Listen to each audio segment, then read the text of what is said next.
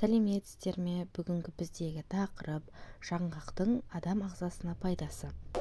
Жүрек денсаулығына, жүрек ауруы немесе жүрек қан тамырлары ауруы, жүрек пен қан тамырларына байланысты созылмалы аурулар үшін қолданылатын кең термин.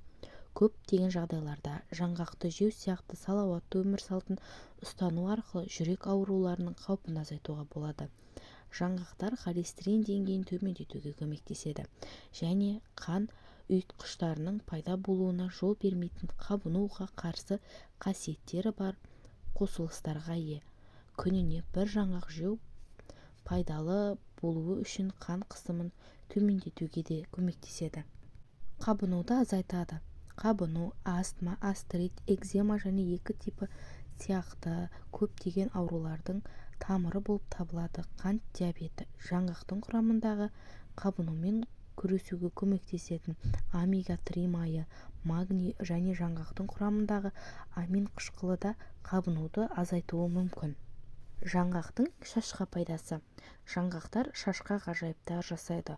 Олар биотиннің немесе В7 дәруменінің тамаша көзі болып табылады. Ол шаштың күшті және ұзынырақ өсуіне, шаштың түсуін алдын ала және шаштың құрылымын жақсартуға көмектеседі. Жаңғақтар сонымен қатар шаш фолликулаларын нығайтуға көмектесетін май қышқылдарының жақсы көзі болып табылады. Е дәрумені шашыңызға сау, жылтыр беруге көмектеседі. Жаңғақ май ретінде қолданса да, сыртқа жағылса да, шашты сау және жылтыр етеді. Жаңғақтың теріге пайдасы. Жаңғақты тұтыну күшті антиоксидант Е дәрумені арқылы терінің жас және сау болып көрінуіне көмектеседі. Грек жаңғағының құрамында Е дәрумені бар радикалдармен күресуге көмектеседі. Бұл қатаю процесін баяулатуға көмектеседі.